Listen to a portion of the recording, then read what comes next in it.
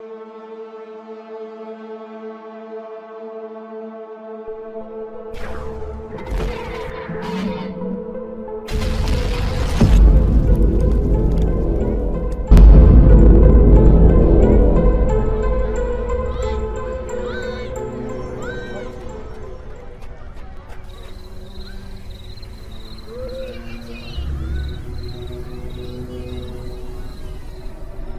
does the darkness contain? Why does it exist? Is it harmful? Is it beneficial? Is it to be feared? Listen. This is WKBW at 1520 on your Buffalo dial. Now radio comes alive. You're listening to KB. This is Dan Everett speaking. In a moment, WKBW Radio will present H.G. Wells' War of the Worlds. Forewarned. And finally, this story from the Mount Palomar Observatory in California. For the past 2 nights, astronomers have been closely watching a series of huge explosions that have been taking place on the surface of the planet Mars. Do not call the station, do not call the police, do not call anyone. Everyone is informed of the events. The news department will keep you up to date. We're going to switch now to the KB newsroom for full in-depth coverage. Come in, Don. You're on live. You're on. Yes, Henry. It's not a meteor, Henry. I'm standing on the edge of the crater right now, and I can look down into it, and there are clouds of white, hot steam rising from the base of what looks like some sort of a metallic cylindrical object. Henry, the only thing that I can tell you is it looks like a flying saucer with long, stilty legs, and it's moving at a fantastic rate. From Grand Island says that National Guard, regular Army, U.S. Air Force, police, and sheriff's deputies numbering in the vicinity of about 1,000 men have almost been totally destroyed by a single fighting machine from what is believed to be a planet Mars. Jeff, it has just knocked the communication towers off the telephone building. Irv, be very, very careful now. They've been after communications all night. Einstein. Plants they're all gone. But it's getting awfully close. Lights are all going out.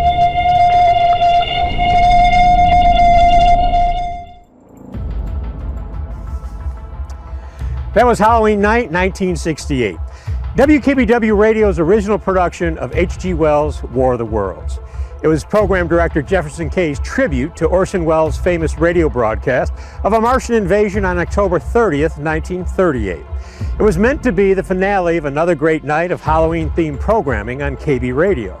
It was what that station did on the night of All Hallows under Jeff Kaye's direction. But War of the Worlds turned out to be much more than anything done prior or since. Hi, I'm Bob Koshinski. Tonight we're going to take a look at how that production came to be and how that legacy has grown over so many decades. Buffalo, New York. A diversified radio market with all of the popular music categories found on the FM frequency. But in 1968, the dominant music station in Buffalo was on the AM side at 1520, radio giant WKBW. At 50,000 watts, KB had a huge audience of listeners under 35 and a monster share of Western New York's radio audience. 10 years earlier, KB had changed from an adult contemporary station to a personality-driven top 40 format. Ironically, it was after the departure of legendary Buffalo radio icon George the Hound Lorenz. Some of the well-known jocks who thrived at WKBW before '68 included Dick Biondi, Rod Roddy, Bud Ballou, Joey Reynolds, Fred Klustine, and Tommy Shannon. Hall of Fame newsmen and broadcasters Irv Weinstein and Art Wander also worked at KB in those early years. Now radio comes alive. You're listening to KB. At WKBW, the sizzle was just as important as the steak. Promotion was king, and WKBW combined the power of popular on-air talent with creative programming and, of course, that great rock and roll sound of the 60s. I remember when we used to have the radio up in the front of pizza room here, and we'd be throwing the pizzas in front of the thing, and we'd have WKBW radio on and listen, and then my father would come up, all right, too loud, I can hear you in the back. Turn it down. Oh, sorry. So you have to turn it down. So yeah, turn it down. Then he'd leave, back up again. Don't let me come back and I'll take the radio. Okay, all right, Dad. It was funny, but yeah, I mean, it was, such a way of life. When we were growing up in the 60s and 70s, radio was music. It was rock music. I listened to WKBW all day and all night, pretty much. I literally had the radio on at my bedside and listened to it until I fell asleep. I think I was 11 or 12 when KB became a huge force in my life. I loved Top 40 Radio when I was a kid. As I recall, I even had that KB #1 hits album. But I loved it. And Dan Everett and Brother Shane, of course. They were my introduction to popular music and that evil rock and roll that changed my life. I loved KB. To me, everything was WKBW. Not only that, when I went off to college in the fall of '74, in September of 1974, I remember putting on WKBW Radio in my '66 Mustang and driving to Syracuse and then cutting down 81. And I held on to WKBW Radio all the way to the George Washington Bridge. Got a little spotty in the Catskills, but I literally listened to it all the way to the George Washington Bridge when you were crossing over into Upper Manhattan. KBW Radio was being on the beach in Angola. I don't know if there was another radio station in Buffalo.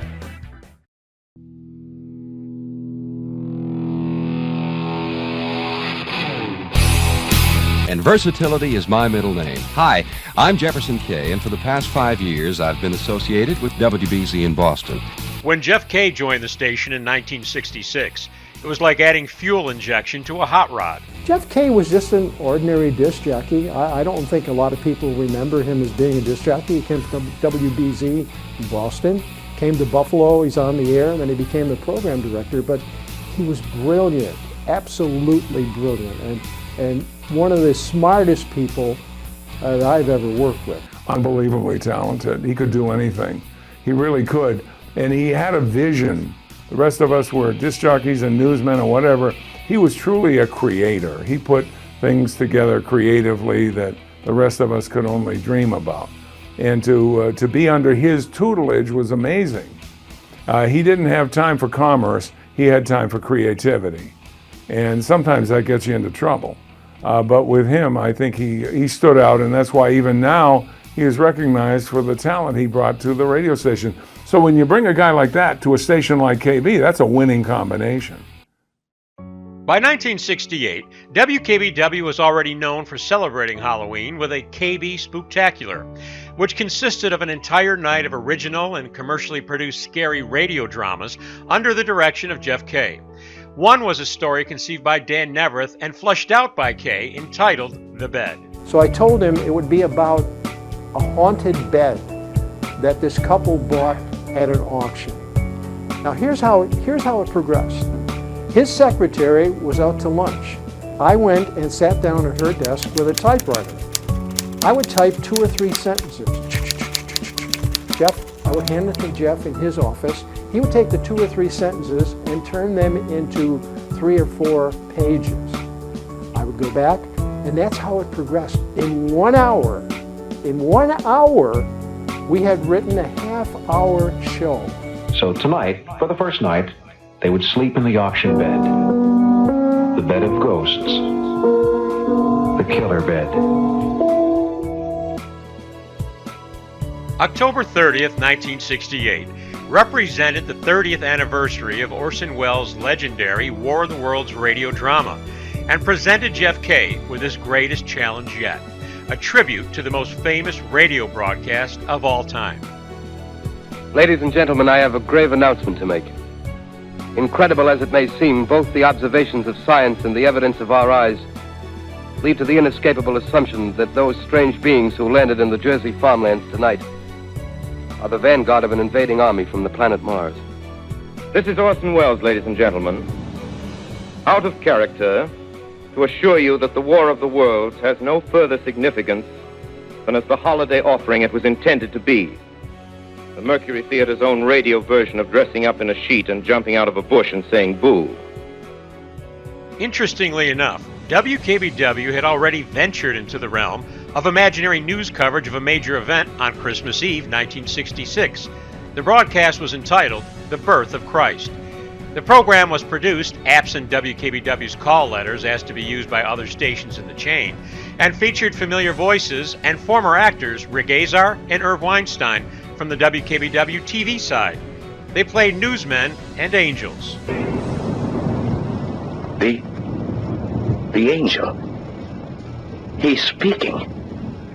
Fear not. Behold, I bring you tidings of great joy.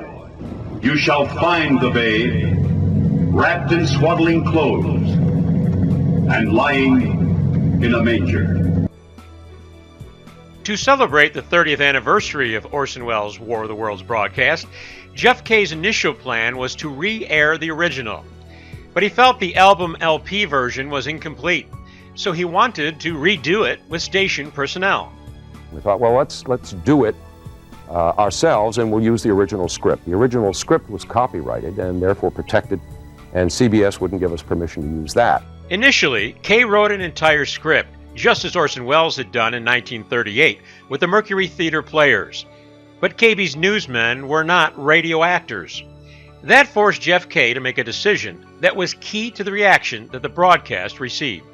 We decided to do something else. I changed the locality from a small town in southern New Jersey to Grand Island, New York, and to have some impact on the local area. And then we decided that I would write the script in such a way that the newsmen would be told, here is where you start, this is where you enter the scene, this is what we want to have happen during the time that you're on the air, and this is where I want you to end. That was one of the major advantages, because it was being broadcast as a news coverage of a real event, a fictional event, of course, but being broadcast as if it were real. So that using real newsmen was quite appropriate. I talked to Jim Fagan about it many times, Henry Brock, and the guys who were in it. It was an exciting time, I think for them. They got to perform a little bit instead of being like a stodgy newsman, where we always have to be so serious, back then. The production went on the air at 11 p.m. with an introduction read by Dan Neverth, who had been hosting the entire night of Halloween fun. About 50 years ago, when I was much better looking, I was Windermere the Warlock. And Windermere the Warlock had a strange kind of, he sounded like, Windermere the Warlock, I'm going to tell you some spooky stories on Halloween. Okay, and I actually did that while I was talking, right? It kind of helps the mood. But I was on the show doing various half-hour programs leading up to the big event at 11 o'clock. And I kind of hinted that something really big was going to happen at 11. And finally, this story from the Mount Palomar Observatory in California. For the past 2 nights, astronomers have been closely watching a series of huge explosions that have been taking place on the surface of the planet Mars. After the regularly scheduled live newscast, which ended with a reference to explosions on Mars, a pre-produced recording of disc jockey Sandy Beach began.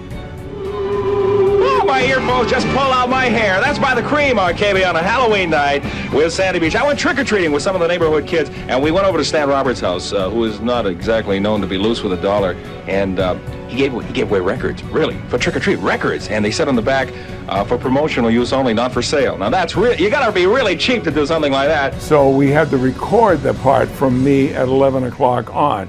And he didn't instruct me to say anything. That's specific. That's why I did a joke about Stan Roberts and whatever, and got that in there to try and make it sound like I would have sounded had I been live. But that was obviously recorded. And it's true, Stan Roberts is cheap. But go ahead. The first obvious departure from reality to fiction in the broadcast was this news bulletin interrupting Hey Jude by the Beatles. KB, Total News, Bulletin. It's been reported that a large meteor has smashed into the ground along the East River Road on Grand Island, setting off a series of fires. Several lives have been lost. KB Total News Director Don Lance are on the way to the scene. That news bulletin was so authentic that many listeners felt something was actually happening on Grand Island while they were waiting for the War of the Worlds radio program to begin. So I actually heard the broadcast on the air the night that it happened in 1968. I was just a kid and ironically had just moved to Grand Island shortly before this broadcast came on. So I'm hearing this. I remember my sister came into the room and said, "Turn the radio on, you gotta listen to KB, there's all this stuff going on." And so I'm listening to the broadcast, and they're talking about the Grand Island Bridge and everything else, and I'm thinking, gosh, that's just down the road from where I live, and I'm looking outside to try to see things, to see if there's anything going on that I could see, and I couldn't see anything, and I'm bouncing back and forth between my bedroom and everything else, and it was like a very, it was a panicked moment because it was so surreal. It sounded so real on the radio. It was so well written, so well executed, so well, flawlessly pulled off. I heard it as a listener, doing homework. And like most people, I didn't turn it off. So I heard it full blast as a listener. I know when it started, I listened to the beginning of it, and when they had right away, they said, listen, this is a dramatization. And then they began. Something about it was feeling awfully real where I didn't tune in for the rest of it. I was like, I don't know about this. I might spot check it later on, but. That's when the information started to break so that it would blend perfectly. So people who didn't hear the disclaimers, and the disclaimers were on all the time. And plus he had sent notes to police chiefs all up and down the Eastern Seaboard that we were going to run this. This is not real. This is not happening. And even though he said it, it was so realistic sounding. It sounded like chaos was supposed to sound. I stopped at a donut shop in Orchard Park. And when I walked in, now obviously I was on the radio and no TV for me then. So people didn't know what I looked like. And I stopped in to get the donuts, and the woman behind the counter was talking to these two guys, and they were saying things like, "Did you hear what happened on Grand Island? Oh, so a spaceship or something landed on Grand Island." And they're really getting very, very excited and into it. And then, of course, being guys, as I interrupted, I said, "Excuse me," I said, that's a radio program. It's a dramatization." And then, of course, they said, "Oh, we knew that." Yeah, we knew. No, they didn't know that. They had no idea. Jeff Kaye's decision to have the newsmen play themselves and report on the invasion as a breaking news story created an intensity and credibility to the broadcast that went beyond anything done by KB in the past, and solidified it among the best versions of the H.G. Wells story ever produced. It's not a meteor, Henry. I'm standing on the edge of the crater right now, and I can look down into it, and there are clouds of white, hot steam rising from the face of what looks like some sort of a metallic cylindrical object. Now, if the real newsmen had to read lines, as we attempted to do at first, it was completely impossible and inappropriate.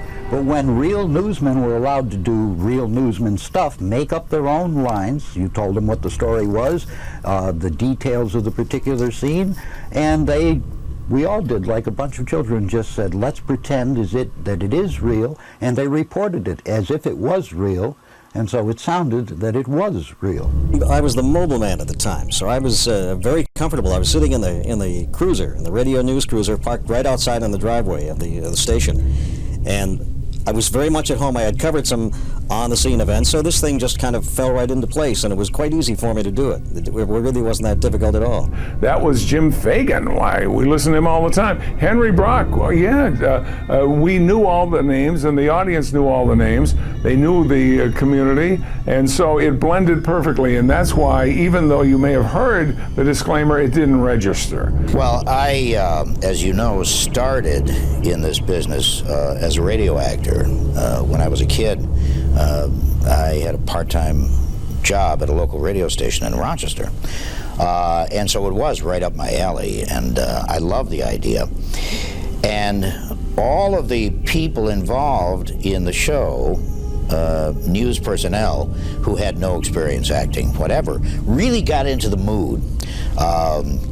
and I think really did an incredible job. Joe had come on and says, we're getting reports of explosions on Grand Island. You know, I says, wow. And now listen to me. I worked there.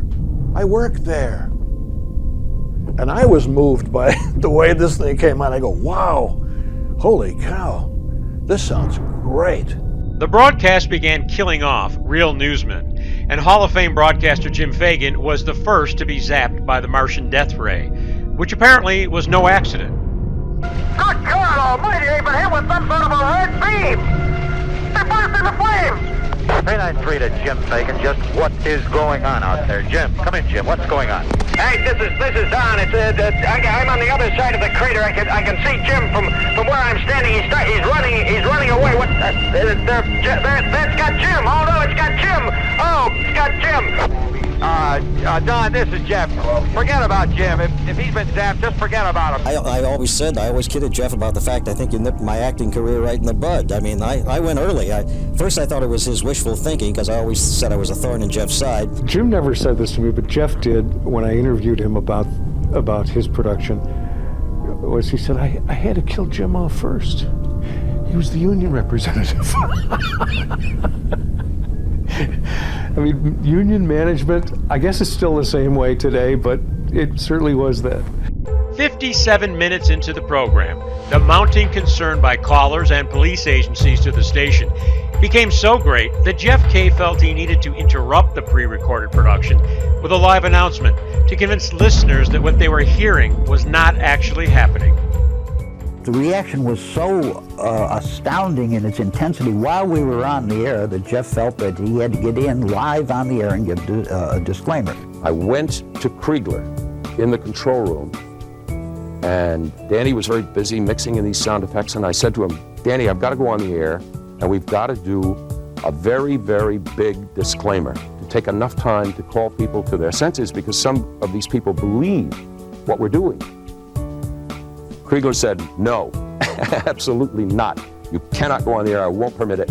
No. I said, Danny, we've got to do it. He said, I'll fight you first. And it was going to come down to an actual fist fight.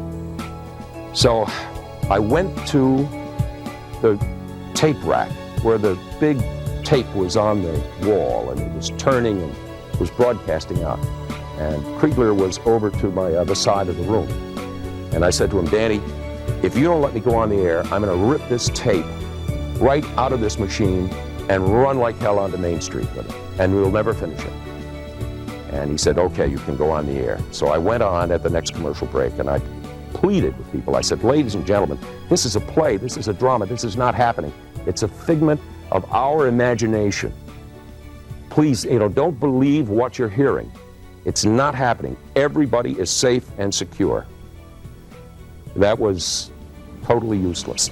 It did nothing. We had people literally come to the control room door in tears, beating on the door in panic over the thing was real. The credibility of people who only half hear something is astounding. I just remember being panicked because our family had just moved to Grand Island, and I'm thinking, oh no, what the heck is going to happen? It was a very surreal feeling. I clearly heard Jeff Kaye's disclaimers. This is a dramatization. I don't know how many times those disclaimers ran during the course of the show, but I picked it up early. So I thought, this is theater. This is not really happening. Martians are not landing on Grand Island, but wow, isn't this cool?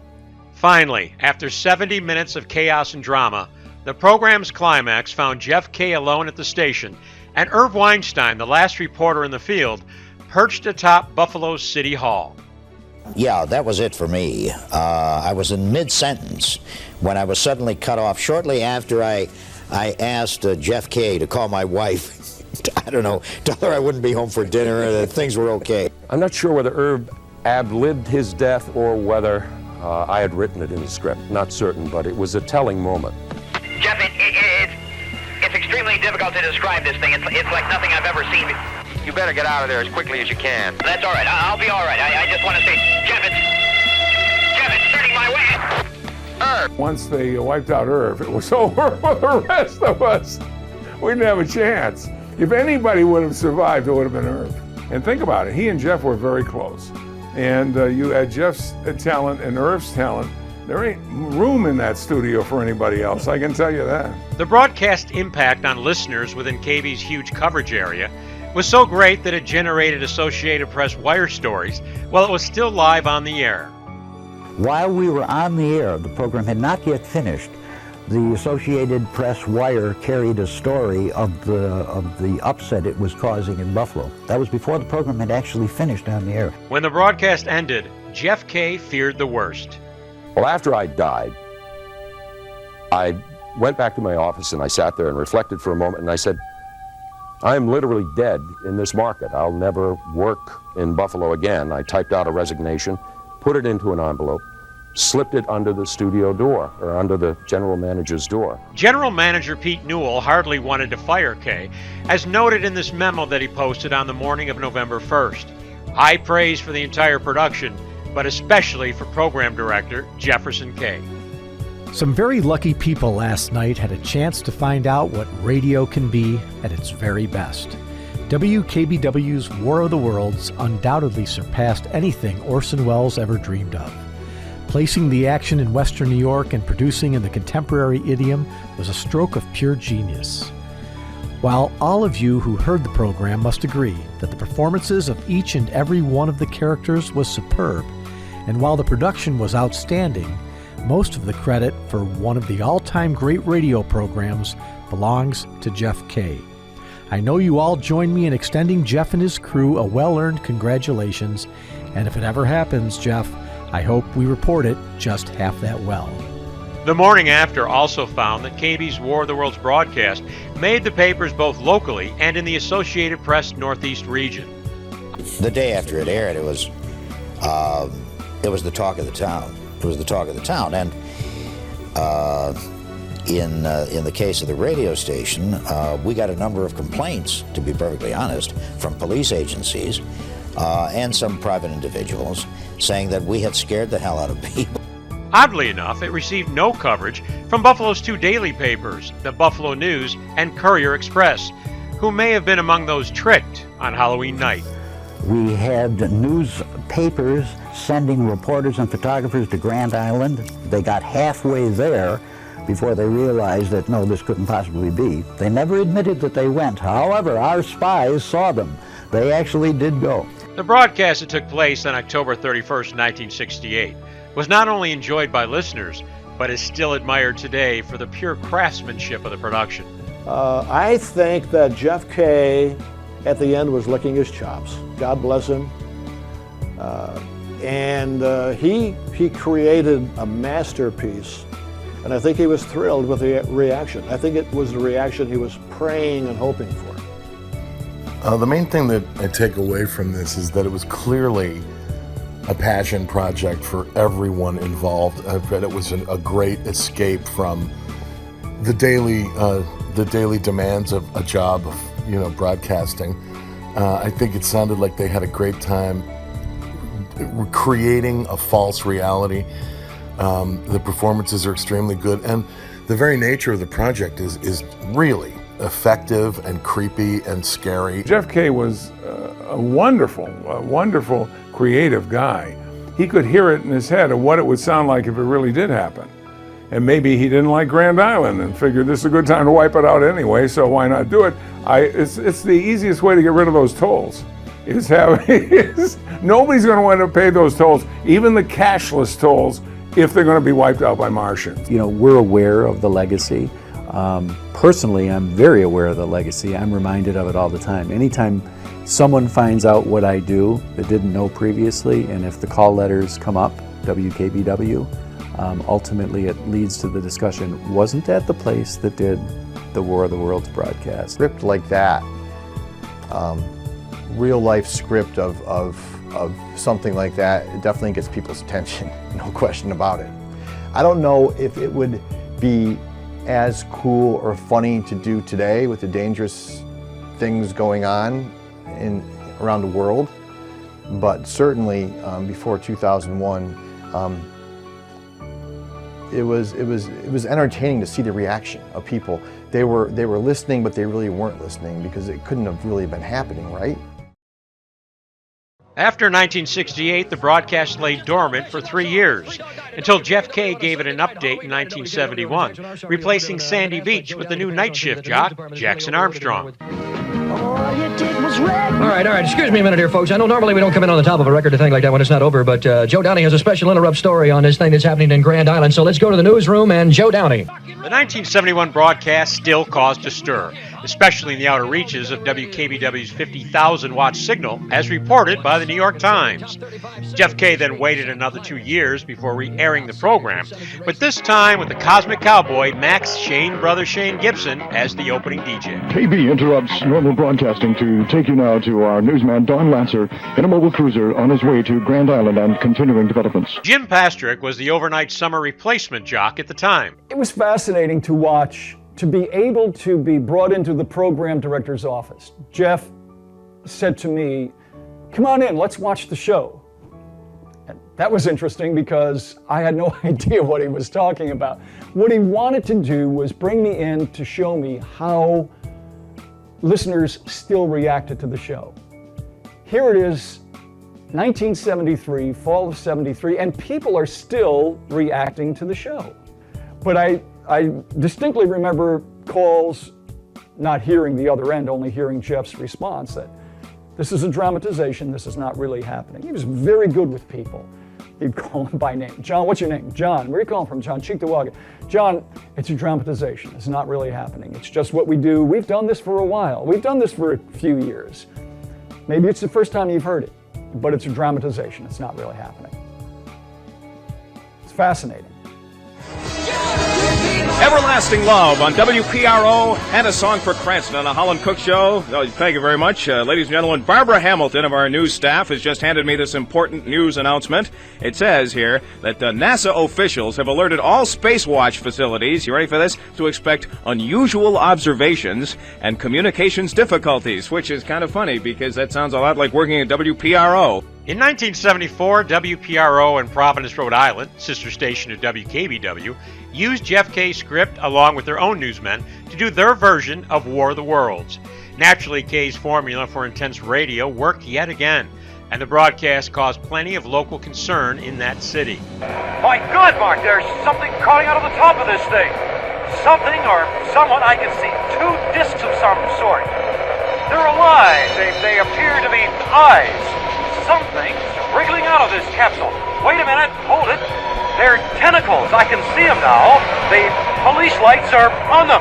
This thing is live. The body glistens like it's soaking wet. The face, I can hardly look at it, Mark. I can hardly look at it. Ironically, the FCC admonished WPRO for their broadcast, claiming it was guilty of violating the public notice issued in 1966, warning of broadcasting scare announcements that were not true.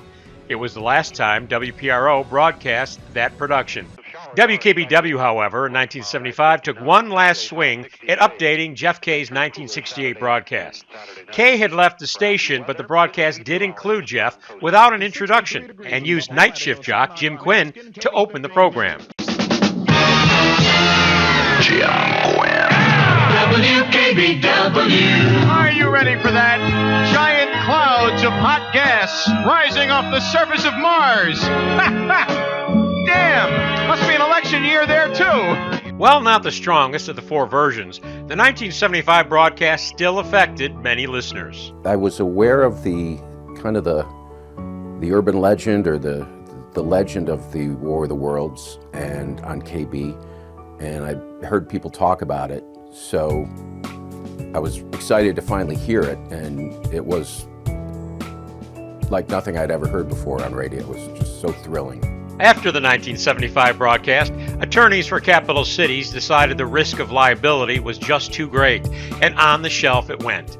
However, on Halloween night, 1978, Niagara Frontier Cable Television in Niagara Falls paid tribute to the broadcast by airing a localized 30-minute television version produced by the talented Fred Calandrelli and featuring yours truly. Could you tell us what happened for our cable viewers at home? Well, at first I thought it was a shooting star, but then it got closer.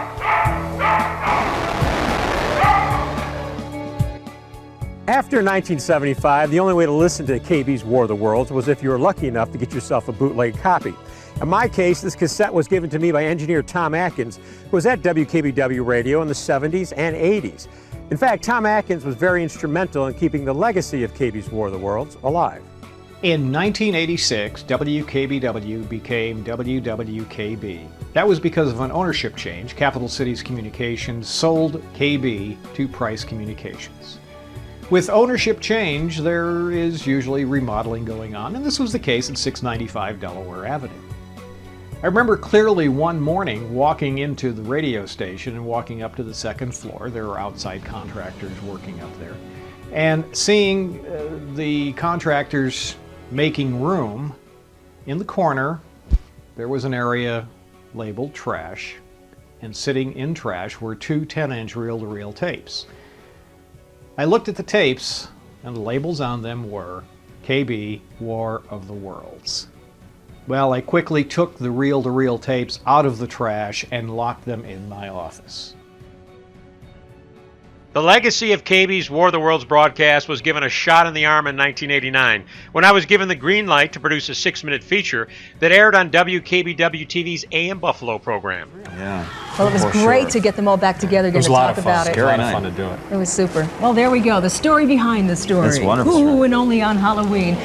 Those interviews with Jeff Kaye, Irv Weinstein, and others are part of this production, and more importantly, became the first significant oral history recorded on the KB broadcast.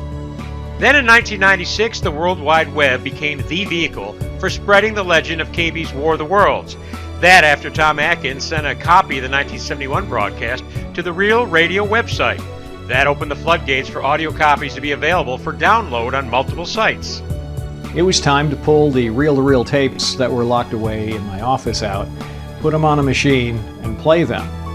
To my dismay, when we started playing them, they were in sad shape. It took several hours just to clean up the first 15 minutes. We used the Jack Armstrong version, and what we did is we replaced all the music on the first 15 minutes that was used. We used the same songs and the same artists, but we needed to overdub the original recording. 1998 marked the 30th anniversary of KB's War of the Worlds and turned out to be a banner year for both the KB broadcast and H.G. Wells' original story. Being a fan of WKBW's broadcast, 97 Rock program director John Hager had the ambitious idea of producing a new version. For some reason, there was an ad agency guy who was a friend of, James Gillen, and I had lunch with him, and he talked about an idea of doing a version of War of the Worlds. Now, he had never heard the original version on WKBW. He was not a Buffalo native, but he was a fan of the book and the movie. And so it was coming up on the 30th anniversary in 1998, so I think with all the conversations from Bob and with James and the anniversary, it just kind of clicked. That broadcast included two key participants from the 1968 version. Well, we wanted to incorporate as many original cast members, so to speak, in our version in other roles. We were able to track down, Bob tracked down Jeff Kaye, and he played a part over the phone. He was in a newsroom in Rochester, as I recall. So we had Jeff Kaye, and that was really important to do, and that really, for fans of the show, the original show, who heard our version, I hope that made a connection. WHAM Newsroom.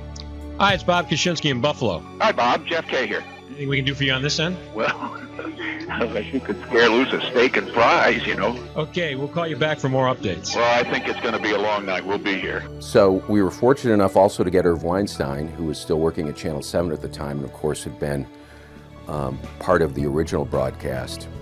And Irv was just phenomenal the way he acted and laid out the final scene as the last man standing. I can get goosebumps just thinking about it.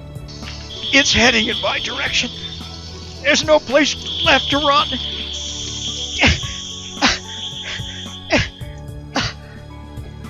nowhere left to run.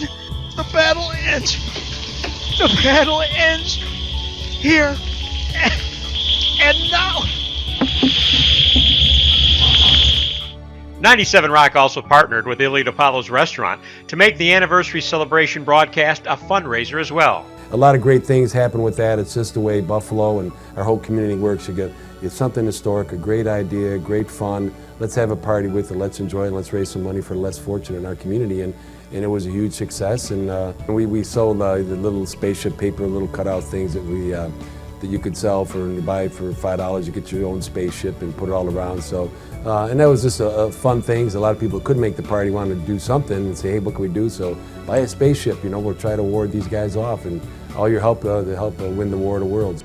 So on Halloween night 1998, 97 Rock and The Edge aired its version of War of the Worlds, while WWKB aired the 1971 KB version, and 107.7 FM WNUC aired Orson Welles' original 1938 version.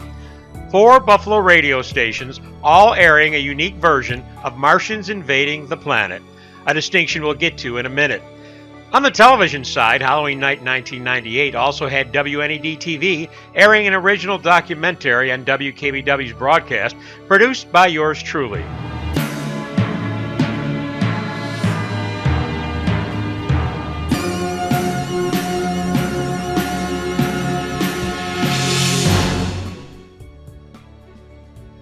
At the turn of the century, the legend of WKBW's War of the Worlds continued to grow as Brian Holmsten and Alex Lubertazzi wrote the complete War of the Worlds hardcover coffee table book. The WKBW broadcast was included in the publication as a significant telling of the Wells story, with a portion of the 1968 broadcast even included on an attached audio CD, along with the original Orson Welles broadcast. In 2003, award-winning Jerry Stearns, a veteran radio drama performer, actor, and co-creator of the Great Northern Audio Theater, published a webpage reviewing the many radio broadcasts of the War of the Worlds story, beginning with the Orson Welles production. Stearns included the Buffalo broadcast, and to this day feels the KB version, and Jeff Kaye's decision to use real newsmen sets it apart from the others. As a writer and producer of audio drama, I've followed the War of the Worlds radio legacy for many years. And as a show host, I've listened to dozens of variations, versions, takeoffs, and parodies of War of the Worlds. There are 3 things that the creators of the WKBW War of the Worlds broadcast did that make it stand out. The first was to maintain the news broadcast conceit. Halfway through his 1938 tale, Orson Welles switched from the immediateness of the news reporting to the more standard radio narrative and storytelling style. This alone should have been a giveaway to the listeners that it was only a radio play. The WKBW technique was to stay with the journalistic presentation through to the end, thus maintaining the high level of suspense and realism. The second thing was the way the script was written. Rather than write out every word, they outlined each scene for the actors. And the third thing was that they got away with this approach by using real news people as the reporters. Not only were they well known in the city as journalists, but they were familiar with this type of improvising around notes technique because it's used in field reporting every day. The quality of the production and performances certainly contributed to its success, but these structural decisions from the beginning were crucial in making the Buffalo attack one of the most realistic and believable Martian invasions ever on radio. In November of 2005, the same year Steven Spielberg's War of the Worlds movie was released, the History Channel aired a program produced by Digital Ranch Productions entitled Beyond the War of the Worlds. The national broadcast examined the infatuation with H.G. Wells' masterpiece, and of course included WKBW's Halloween production. On Halloween night, 1968, on the 30th anniversary of the original radio broadcast, WKBW Radio in Buffalo, New York, presents a modernized version of the Mercury Theater program. This time, the Martian invasion hits the U.S.-Canadian border. Buffalo's love affair with the WKBW Radio War of the Worlds broadcast and the multiple airings of the different versions of Wells' Martian invasion story was acknowledged by the New York State Senate in 2009. Under the direction of 58th District State Senator William Stokowski, the Senate proclaimed Buffalo, New York as the War of the Worlds radio capital of the world. The proclamation was presented to the Buffalo Broadcasters Association. Jeff Kaye was inducted into the Buffalo Broadcasters Hall of Fame in 2002 and passed away 10 years later, November of 2012. But Kaye's masterpiece lived on, with reminders of Buffalo's Martian invasion broadcast showing up on local television, in newspapers, and on websites since Kaye's passing, with a story done by Nate Benson on WGRZ-TV and articles written by Buffalo historians Steve Cichon and Marty Biniaz. On the 50th anniversary of the KB broadcast in 2018, this documentary screened on October 30th at the North Park Theater in Buffalo under the title WKBW Radio's War of the Worlds 50 Years Later. Following the screening, a question and answer period was held with KB legend Sandy Beach, Dan Neverth, and fellow Hall of Fame inductee Pat Feldbaugh. The documentary then aired on WNED-TV Halloween night at midnight. Without Jeff Kaye, there would not have been a WKBW Radio War of the Worlds broadcast. His legacy goes hand in hand with the production and beyond. To me, Jeff Kaye was the most creative program director that I'm aware of, and the style of radio that he was able to lead and the talent that he hired back in those days, I think was pretty unprecedented in the business and certainly in Buffalo. You know, and it's funny you bring up Jeff's name, and at the beginning of that broadcast when Danny Neverth does the introduction explaining what's about to occur, and he talks about the production staff, and he certainly, references Jeff Kaye in there. That's another aspect of this that would never happen again. There aren't staffs of people working on any one production anymore. If we were to do something like this today, it would likely be the work of one or two, maybe three people. And it's remarkable that there was this orchestrated effort and staff behind this production that we're talking about here today. And Jeff Kaye, obviously, the most iconic name associated with it. He was brilliant. He had the voice that we all wanted. He had knowledge, skills, personality, drive, management ability that we all feared, in a sense. Brilliant man, brilliant man. Jeff Kaye was Jeff Kaye, and that's the story, man. He, God rest his soul, he was the best. WKBW Radio's War of the Worlds has never gone away. In fact, it's still played on significant anniversaries on Halloween night, but now on 1520 WWKB. It's a production that has withstood the test of time, and my guess is it always will. These are the icons of Buffalo. To be involved with something like this, it's amazing. And not only did they, attempt it, but what they pulled off was, pretty awesome.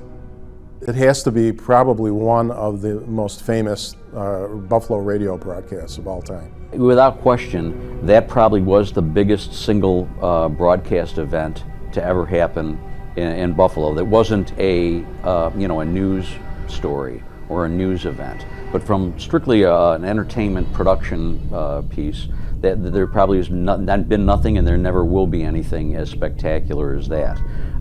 Certainly, that production will be in the history of the Buffalo Hall of Fame experience.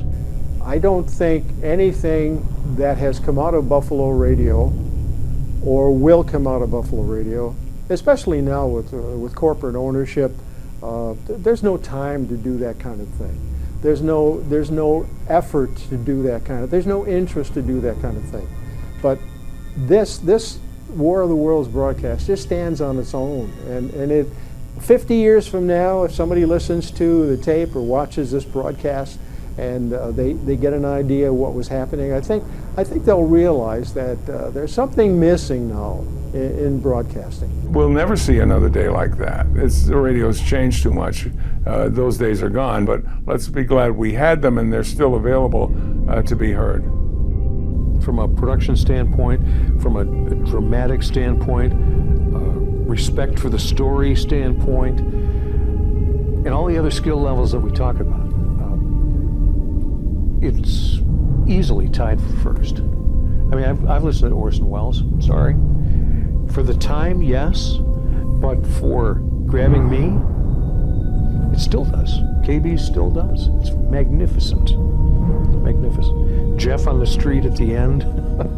Wow. What theater of the mind. Fantastic. Can't do better. And as it turned out, I wasn't fired. But it was a remarkable night. And it certainly is a Halloween that I'll never, ever, ever forget.